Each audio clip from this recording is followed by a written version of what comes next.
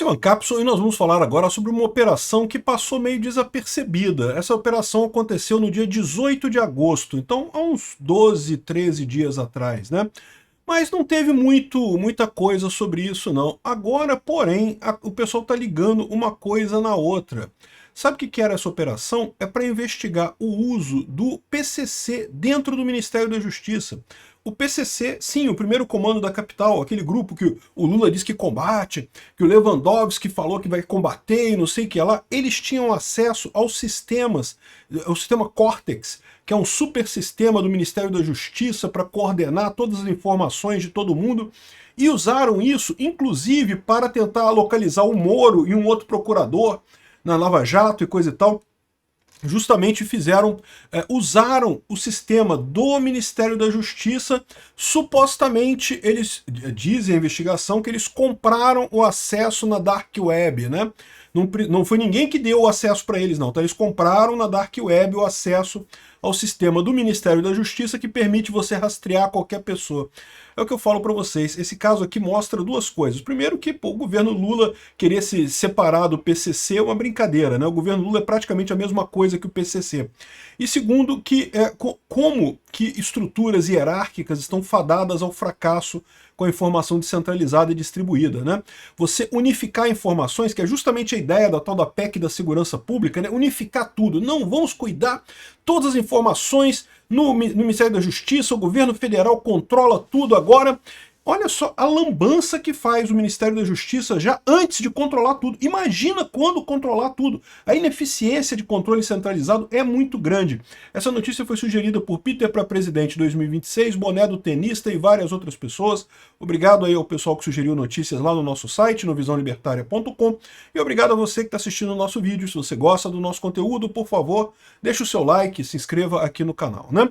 Bom, o primeiro veículo que veio com essa notícia foi o Bastidor, tá? O Bastidor falou aqui sobre, no dia 18 de agosto agora, sobre essa operação, Operação e-Fraude, um negócio assim, a operação da PF chamada e-Fraude. O grupo vendia dados num site de acesso público que oferecia acesso para consultas de nomes, CPF, CNHs, placas de veículos e outros módulos de informação por assinatura. A diária custava R$20, a semanal R$30 e a mensal R$45. Então era uma plataforma chamada eFind, que era o Cortex do Ministério da Justiça, né? Então vamos entender essa história. Esse projeto do Cortex já existe há algum tempo, tá? Até antes, acho que começou na época da Dilma. E esse Cortex é montado da seguinte maneira: você tem que ter, no Brasil você tem algumas bases de dados que são estaduais, por exemplo, a base de dados de RG. O RG é do seu estado, né? Não é federal. Não só isso, placa de carro também é estadual, né? E processo na justiça, muitas vezes, dependendo do processo, também está só naquele estado e coisa e tal. Então, qual que é a ideia desse sistema? A ideia não é ruim, tá? É você oferecer um ponto único para que um policial, por exemplo, saiba se uma pessoa tem um mandado de prisão. Até pouco tempo atrás não tinha isso no Brasil, cara. Às vezes você tinha um mandado de prisão para você na Bahia, você estava no Rio de Janeiro, a polícia te parava numa blitz, pegava seus documentos, olhava tudo ali, mas ele não tinha como saber que tinha um mandado de prisão para você, só que estava na Bahia, entendeu? Então, assim, até faz sentido haver um sistema unificado desse tipo de coisa para você saber essas informações, saber se a pessoa é procurada, enfim, se tem alguma coisa assim, né? Só que o que acontece nesse caso, né? Entra aí a ineficiência estatal. O Estado adora construir essas máquinas super poderosas com um monte de informação para juntar a informação de um monte de gente, mas não está nem aí para a segurança desse troço. A segurança desse troço é crucial, porque se qualquer um puder acessar esse sistema e verificar a identidade, placa de carro e coisa e tal, imagina a loucura que seria, né? Pra você ter uma ideia, esse sistema ele é ligado com um mecanismo que usa as câmeras de vigilância de trânsito para saber onde o carro está passando. Então, por exemplo, se você entra uma placa de carro, ele pode te dizer onde que essa placa de carro passou por alguma câmera nas últimas horas, né? Então, ou seja, você fica sabendo onde é que a pessoa está, basicamente, né? Pelo menos numa região em que a pessoa está. Mais uma vez, se fosse para perseguir um bandido, se fosse para procurar uma pessoa que realmente cometeu um crime, coisa e tal, não, beleza, faz todo o sentido do mundo. Mas imagina isso na mão do PCC, né? E foi exatamente o que eles fizeram. Eles usaram essa ferramenta para perseguir o Moro. Aqui, ó, conversas eram mantidas no aplicativo de mensagens chamado Nicegram. Certamente pegaram o Telegram é código aberto, fizeram um aplicativo diferente e mostram que os controladores do iFind sabiam que integrantes do PCC, a maior facção criminosa do país, usavam o módulo radar da plataforma para monitorar o Moro. Essa funcionalidade é alimentada por dados do sistema de radares da Polícia Rodoviária Federal e permite monitorar em tempo real o deslocamento de veículos. A tecnologia está integrada ao Cortex, sistema de vigilância do Ministério da Justiça, de onde eram roubados os dados usados no site integral. Na verdade, nem eram roubados os dados, tá? O pessoal desse site aqui tinha credenciais de entrada lá, comprou ou então obteve na Dark Web, não sei como, obteve informação sobre como, né, o login e senha de alguém para acessar o site e usava isso para pregar essas informações. Vocês sabem, né? Eu trabalhei muitos anos com segurança da informação, então eu já aponto um problema claro aqui. Se esse negócio já existe há meses e não tinha sido identificado ainda, isso significa que existe zero controle sobre rastreabilidade no sistema, porque deveria automaticamente alertar. Olha só, o funcionário tal assim, ele está acessando muitas informações aqui, porque na verdade não era uma pessoa, era um sistema fazendo interface ali, né? Isso certamente apareceria em qualquer relatório de atividade, de monitoramento, de rastreabilidade de sistemas, né? Então, certamente o Ministério da Justiça não faz isso aqui, o que é um absurdo, contra todas as práticas de segurança.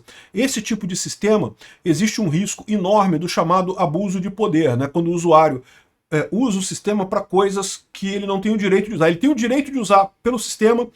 Deixa eu explicar.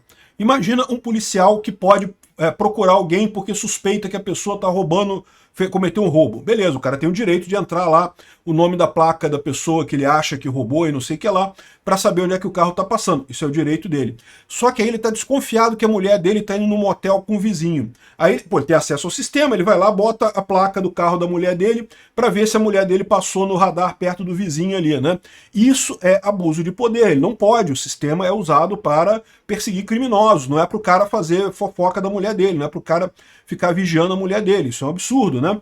Mas como é que você faz nesse caso? Porque você não pode proibir o cara de usar o sistema, ele precisa usar o sistema para a função dele. Então você resolve isso com rastreabilidade, você registra cada pedido que ele fez no sistema e você faz uma checagem depois para ver se ele fez pedidos apenas de coisas que realmente tinham ali uma lógica por trás da coisa, né? É assim que se faz. Os bancos fazem isso num monte de situação. Banco também tem esse problema, tá? Porque, assim, é lógico. Por exemplo, o gerente, ele pode fornecer um empréstimo para alguém. É o papel dele, ele vai avaliar o seu risco ali. Se ele achar que você está adequado, ele vai lá e autoriza um empréstimo para você. Agora, se chegar o tio do irmão do gerente lá, e o tio do gerente é todo quebrado, todo ferrado, mas o gerente vai lá e autoriza do mesmo jeito o empréstimo para ele. É abuso de poder do mesmo jeito. O gerente tem direito de acessar aquela função no sistema, mas não pode fazer aquilo de forma aleatória, tem que fazer dentro de um processo, dentro de um mecanismo, né? Então dá para ver que não tem nada disso no Cortex, né? No Cortex é lixo, o pessoal vai lá, faz pesquisa à vontade, no que quiser. Aí eu sei, o Cortex é isso aqui, ó, tem aqui, ó, Guardião do Brasil, Plataforma Cortex, Ministério da Justiça e Segurança Pública, Secretaria de Operações Integradas, né? Então tá aqui o sistema, não tem acesso, evidentemente, né, teria que ter acesso especial para entrar nele aqui, eu só chego aqui na página de notícias sobre ele, mas o pessoal desse grupo que fez o iFraud já estava fazendo, a Polícia Federal fez um ataque nisso daqui, aí agora o Lewandowski falou que vai fechar o sistema e vai fazer uma avaliação de segurança do sistema para evitar esse tipo de ataque, não sei o que lá e coisa e tal. Agora que já, né, pegaram as informações todas lá, é o problema justamente do que eu falo da LGPD, né? A LGPD supostamente é para evitar roubarem os seus dados, mas ela penaliza só entidades privadas. Órgão público, eu não vi ninguém perdeu o cargo ainda hoje, ninguém foi exonerado por ter feito lambança nesses processos internos lá. Então, ou seja, acaba que não pune o principal vazador de dados aqui no Brasil, que é o governo, que são as várias entidades do governo, né? Se a LGPD, beleza, dá multa para as empresas lá que vazam dados, muito justo. Agora, se o funcionário, se acontecer na administração pública, pelo menos um funcionário tem que ser responsável e tem que ser exonerado e perder o cargo dele e pronto, e responder por isso criminalmente. Se tivesse isso, seria até justo, mas não tem. A LGPD, pode fazer um procedimento administrativo para investigar, ou seja, dá em nada nunca, né? Aqui, ó, tem também a Gazeta do Povo, falou sobre isso também. PF expõe invasão da inteligência artificial espiando o governo federal. Então o governo federal montou essa Cortex, né? Que, olha só, não é bem espiã, tá? Assim, é porque, em tese, esses dados já estão em outros sistemas do governo. O que ela faz, na verdade, é unir essas informações todas num sistema só. Mas isso faz uma diferença danada. Você consegue fazer um rastreamento da vida do cara completo ali. É realmente uma ferramenta muito poderosa. E, de novo, se for usada para perseguir bandidos, problema nenhum, tem que perseguir mesmo, não tem nada errado. Outros países têm ferramentas similares também. O problema é que, do jeito que foi feita essa ferramenta, ela virou uma ferramenta aberta, que qualquer um faz pesquisa de qualquer coisa, e aí você gera esse tipo de problema, porque no final das contas, primeiro, permite que policiais mal intencionados ou pessoas dentro do Ministério da Justiça mal intencionados façam pesquisas indevidas nisso daqui, e segundo, que se venderem esse acesso, né, vender esse acesso, o pessoal do PCC estava usando para perseguir esse negócio, né? Uma coisa realmente absurda isso daí. Ou seja, se o PCC quiser te pegar, meu amigo, aqui, ó, operação em fraude, isso aconteceu agora, 18 de agosto, agora há pouco, né?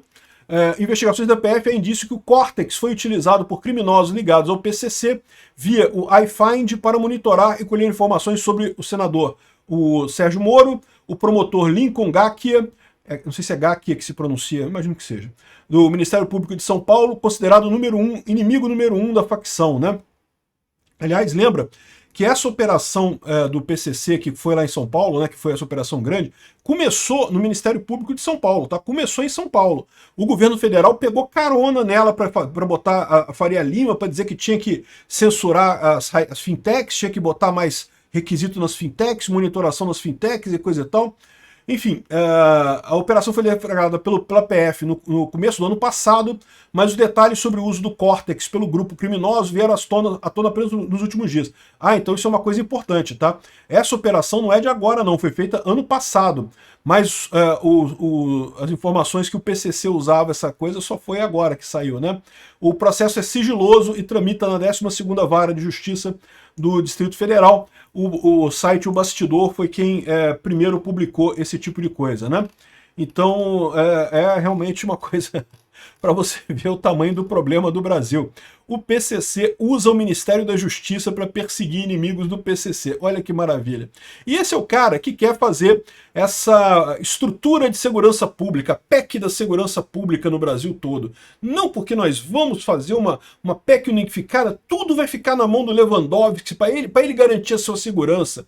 Cara, tu imagina esse pessoal, bicho? Tu imagina o nível de amadorismo que deve ter nessa turma, cara? Realmente eu fico assustado com isso. Porque, de novo, quiserem te perseguir, quiserem me perseguir, porra, a gente tá fudido, cara. Olha só, eles têm as informações todas lá. Aqui, ó, Epoch Times Brasil trouxe também uma reportagem sobre isso, que ele fala só as informações que eles têm por lá, olha só. CPF, endereço, telefone, biometria. Tem biometria sua lá, porque, né, se você foi no Detran aqui no Rio, você usa biometria no Detran. Se você vota aqui no Rio também, você usa biometria na urna, né? Dados do SUS, do COAF, da Receita Federal, registros policiais, boletins de ocorrência, histórico criminal, movimentações bancárias e voos de companhia aérea. Peraí, então não tem mais sigilo fiscal, né? Acabou o sigilo fiscal, sigilo financeiro, né? Não tem mais esse negócio de sigilo no Brasil. Todo mundo sabe de tudo lá no Ministério. Porque, em tese, para você fazer uma pesquisa, por exemplo, sobre movimentações bancárias e coisa e tal, você deveria ter uma ordem judicial. Você não deveria poder fazer isso sem uma ordem judicial, porque, afinal, é sigilo bancário, né? Deslocamentos de veículos via OCR em tempo real, como eu falei. Você passou com o seu carro em algumas câmeras, né? Não é qualquer câmera, não. Mas essas câmeras mais modernas, elas registram a sua placa de carro, leem a sua placa de carro e, ó, passou aqui, ó. Passou o carro aqui, né? E aqui, ó, em alguns cliques é possível mapear a vida de qualquer pessoa, né? Aqui, ó, mais de 10 mil clientes cadastrados, ou seja, 10 milhões de consultas mensais. Então, ou seja, é um sistema que tem muitos usuários, 10 mil clientes. Clientes, entenda, é o cliente do sistema, a pessoa que tem direito de acessar o sistema. Imagino que sejam policiais e pessoas ligadas à Secretaria de Segurança e coisa e tal. 10 milhões de consultas mensais. Só que aí, ou seja, aqui já é o iFind, já é o sistema do crime, que você podia pagar para usar isso daqui, pegar as informações todas, né? Pô, realmente, cara, que coisa absurda. Aqui, ó, tem mais aqui. Plataformas clandestinas como iFind, Painel Analytics, vendia o pacote de acesso, preços variavam no Telegram e WhatsApp, assinaturas liberavam dados sigilosos de cidadãos, autoridades e empresas. Em alguns casos, o próprio espelhamento do Cortex era vendido como serviço premium. Espelhamento do Cortex é você pegar toda a base de dados do Cortex, né, e vender para a pessoa. Cara, bicho... Eu vou falar uma coisa, cara, que coisa impressionante isso, bicho. Não tem jeito, cara. E aí que tá, é o que eu falo para vocês. Se for descentralizado, o risco é menor. Porque é verdade, você pode ter uma falha num determinado sistema, num determinado lugar, mas você não vai ter uma exposição completa da pessoa como você tem. No que você centraliza tudo, o risco aumenta muito em termos de segurança da informação, né? E aí o pessoal, com esse nível amador de segurança da informação que aparentemente eles têm, ou então comprometimento de gente lá dentro, não dá para descartar, pessoas lá dentro estarem abertamente, né, fornecendo essas credenciais. Se tem 10 mil pessoas acessando, pô, é bem possível que alguém resolveu vender essa coisa, né?